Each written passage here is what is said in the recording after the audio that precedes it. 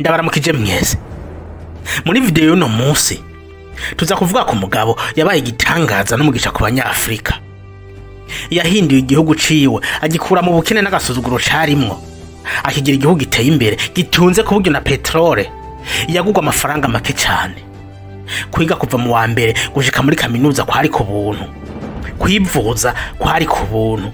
Agerageza guhuza ibihugu by'Abarabu ngo bibe igihugu kimwe.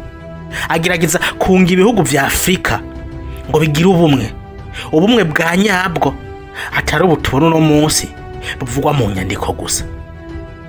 Yagendeye ibihugu byinshi harimo n'u Burundi, hose yagenzwa n'amahoro, ubutumwa bwo kunga Afrika igasenyera ku mugozi umwe, ikareka guhendwa n'aba imperialiste. Sibi gusa, muri iyi video uraza kumvamwo ubugambanyi, igiturire, ubunyonyezi, uguhemukiranira. Uraza kumvamwo Sarkozy, Clinton, Barack Obama n'abandi. Ndabahaye ikaze mu nkuru ya Muammar Gaddafi, umugabo yafatwa nka kanseri ku banyamerika, niyo ku banyafrika akaba umugisha, ariko bakaza kubibona bamaze kumugandagura.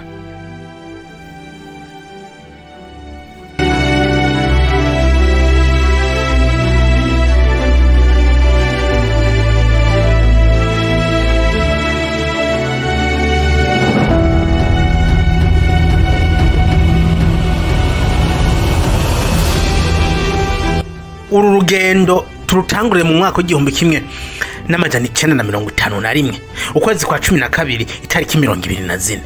Uyu munsi Libya yarose ntayo yo kwikukira, abongereza basubira iwabo, igihugu bagisigira umwami Mohammed Idris bin Mohammed al-Mahdi. Ariko nubwo Libya yari ibonye ubwigenge, cyari igihugu gikenye cyane, ndetse kikaba caharugwa mu bihugu vya mbere bikenye kurusha ibindi ku isi. Iki gihugu nticyagira amazi, 80% bwari ubugaragwa, nticyagira ubutunzi ndemano bimwe bita source naturelle. Ico gihe Libya yari ifise abanyagihugu bagira ku miliyoni umwe, 14% bonyene nibo bari baragiye kwishura bafise diplome yo muri kaminuza, niyo 94% ntibari baragiye kwishuri. Ubutunzi bwari bwifashe nabi. PIB ca gipimo abahinga mu by'ubutunzi bakoresha mu gupima umwimbo w'indani mu gihugu yangana n'amadolari 35 ku mwaka. Ibi bintu umwami Idris ntiyari kuvyihanganira, nubwo bari barirukanye abongereza, we yarabagarukanye mu mpisho mu gusinya amasezerano. Yabona ko arayo kubogora ubwami bwiwe. Bemeranije n'abongereza n'abanyamerika gushira ibirindiro by'abasirikare by'ivyo bihugu muri Libya, hama nabo baze barabaha amafaranga ku mwaka. Kuva ico gihe ubuzima bw'ubwo bwami bwa Libya bwari bubeshejweho n'abongereza n'abanyamerika gushika mu mwaka w'igihumbi kimwe n'amajana 956, aho ibintu byasa n'ibihindutse.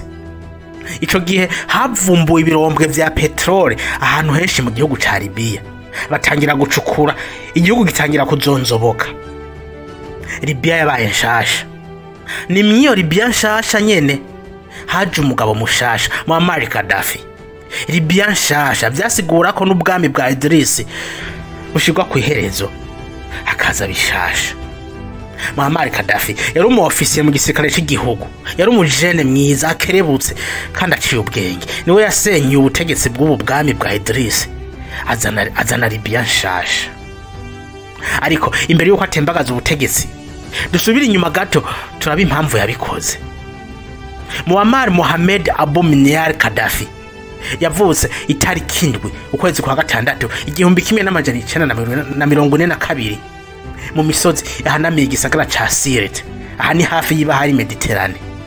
Ariko mu vy'ukuri itariki nyayo yavukiye ko ntizwi neza. Se wiwe Muhammad Abdul Salam bin Ahmed na nyina wiwe Aisha. Se wiwe Muhammad Abdul Salam bin Hamed na nyina wiwe Aisha ntibari baragiye mu ishuri. Ibintu byo byaratumye batitaha amatariki y'amavuka y'umwana wabo Gaddafi. Ku myaka 9 Muammar Gaddafi yatanguye amashuri y'intango, ababaye wa mbere ahanyuje ikirenge mu ishuri mu muryango wabo. Mu mwaka w'igihumbi kimwe amajana 963 Gaddafi yinjiye mu ishuri ry'igisirikare. Agezeyo yababajwe nuko abasirikare muri Libya ibigishwa n'abongereza yabona ko aragacinyizo mu gihugu cabo cari carikukiye. Mw'iri shuri Muammar Gaddafi yanse no kwiga icongereza kuko nta mpamvu nimwe yabona yo kubikora mu gihe bari bifitiye ururimi rwabo kandi gwikwije muri vyose.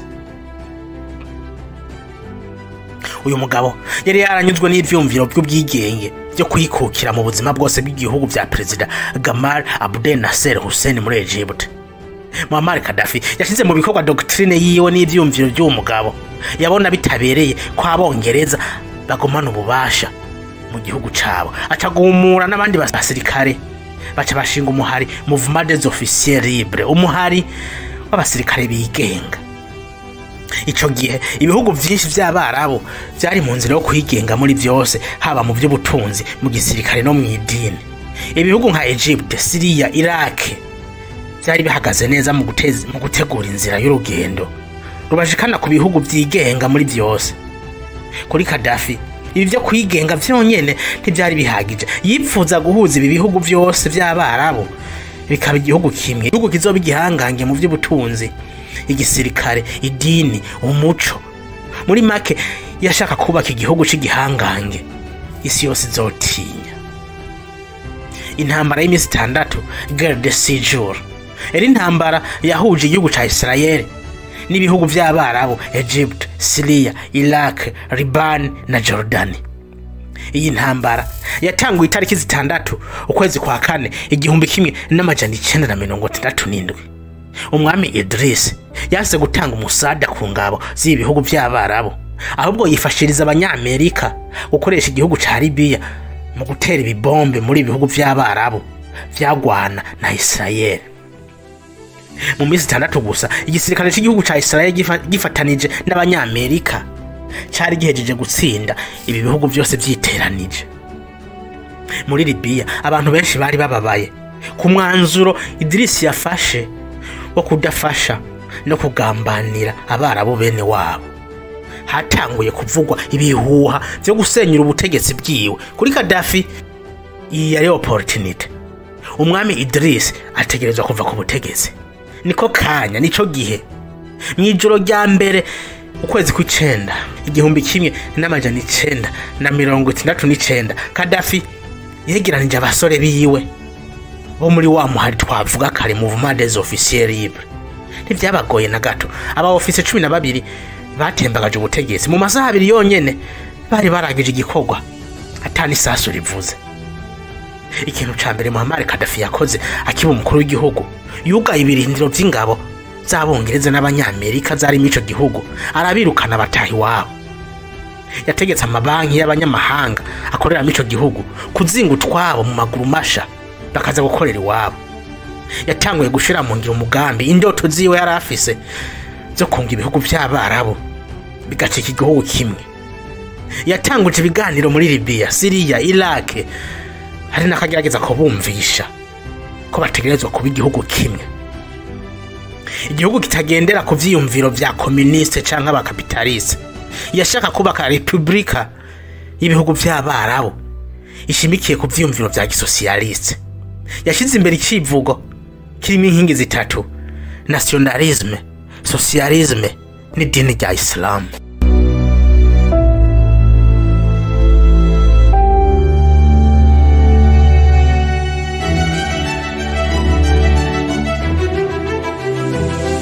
Muammar Gaddafi yashaka ko ubutunzi bw'igihugu bubu bwa beneco. Yahagurukiye abacura bufuni na buhoro, abafukama munda abene gihugu bakigwiza ku imitungo, abo bategerezwa gukorera babaye mu bukene budasanzwe. Ibihugu vy'Abarabu ico gihe vyari birayike, no kuvuga ko ibwizwa shingiro atana hame ryari ryegamiye ku bijanye n'idini. Gaddafi yarabihinduye mu gihugu ciwe. Libya yategerezwa kuba igihugu gishira imbere idini rya Islam, nubwo atarafise uruhande ahengamiye ko ku ntambara ikanye guerre froide. Abanyamerika n'abanyaburaya bambona nk'umugabo w'intambamyi kuri bo, nawe ntiyashaka ko bamukunda kuko yarazi ko ibi bihugu ari nka zambe baze kujya ziguhuha. Yakomeje politike yiwe atabwoba nambafise. Muammar Gaddafi yatangiye gushigikira Palestine, yanashinze ikigega cyo gufasha mu ntambara ya jihad. No kuvuga umukozi wese yategerezwa gutanga itagisi, amafaranga agakatirwa ku mushahara, agaterera jihad. Ibi byari bisanzwe ku banyalibiya, nta nico babibonamwe. Amakontra yose y'icukugwa rya petrole yari yarasinywe, amahera atangira gukoreshwa mu bikorwa byo kubaka igihugu, gushigikira Abarabu, tutibagiye no gushigikira iyo imigwi yagwana hirya no hino muri Afrika no ku isi yose. Itariki 6 Gitugutu 1973 ingabo za Egypt na Syria zateye Israel. Ni intambara yiswe Yom Kippur. Abanya-Israel batunguwe bariko barahimbaza umunsi mukuru wa Yom Kippur. Gaddafi kuri inshuro ishavu ryagira mu mutwe, yarungitse ingabo ziwe ubutarariye gufasha Abarabu bene wabo. Ariko mu nyuma abanya-Egypt bakoze ibiganiro na Israel vyo guhagarika intambara. Gaddafi ntibyamushimishije, ndetse projet yo kunga Abarabu ngo babe igihugu kimwe asa no wivuye inyuma. Ariko nubwo byari bimeze uko, yatanguye urugamba mu bundi buryo. Yegereye ibihugu byari bihuriye mu ishirahamwe ryo gucukura petrole OPEP. Mu nama yabereye Kuwait, bafashe ingingo yo gufatira ibihano Amerika n'ibindi bihugu bishigikiye Israel mu kugabanya umwimbo wa petrole. Ico gihe igiciro ca petrole caraduze, cyavuye ku madolari 3 gishika ku madolari 12 ku kagunguru kamwe bita baril. Ingaruka mbi habaye ihungabana ry'ubutunzi, ari naco bise shock petrolier. Ibi byatumye ubutunzi bw'ibihugu bimwe bimwe bija mu mwijima. Ariko muri Libya ubutunzi bwariyongereye, ndetse PIB ya Libya isumba y'Ubufaransa n'Ubwongereza mu 1974. Ibintu byatangiye guhindura isura. Iterambere ritangura kugera ku munyagihugu muto muto. Kwiga kuva mu wa mbere gushika muri kaminuza byari ku buntu.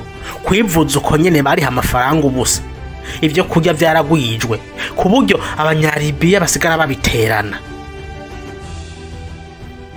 Yubatse amahome y'abanyagihugu, yubaka ama orphelina no mu misozi ya kure. Iterambere ryarahageze. Aya mahera ya petrole ntiyakora indani mu gihugu gusa, no hanze ya Libya yarafasha. Yakomeje gushigikira imigwi igwanya amaleta mwami, ashinga ubutasi bukomeye. Ndetse mu misi yakurikiye bamenye ko Israel ifise ikigwanisho ruhonyanganda. Mu mwaka w'1975 hasohotse igitabo ca Gaddafi, The Green Book. Iki cari igitabo cyagaruka ku nyigisho za Gaddafi ku bijanye n'ubutegetsi, ubutunzi n'imibereho myiza.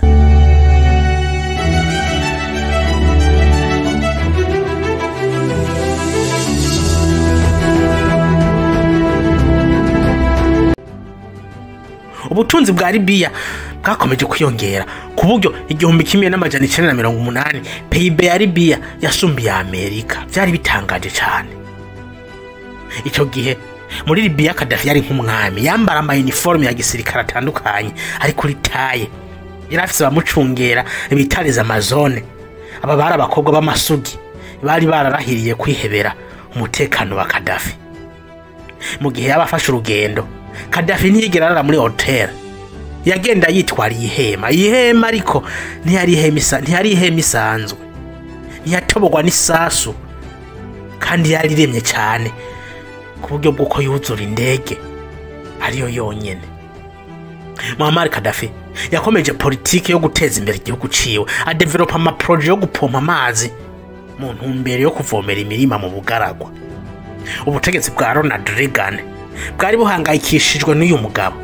Gaddafi yakomeje gushigikira imiharigwana haba muri Afrika, Aziya, Amerika y'Epfo, aho twavuga Somalia, Maroc, Tunisia, Nicaragua, Guatemala, Grenada, Salvador na Colombia.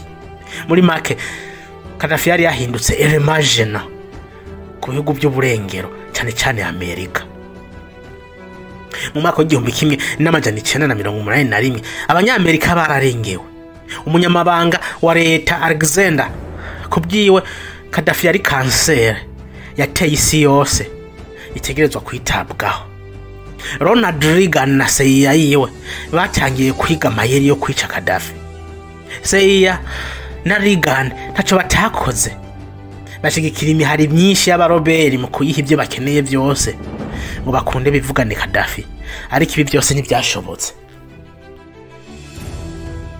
Itariki 6 ukwezi kw'icumi 1981, Perezida wa Egypt Anwar Sadat yisharasiwe muri stade Cairo mu gihe yari mu birori vy'idefile y'abasirikare.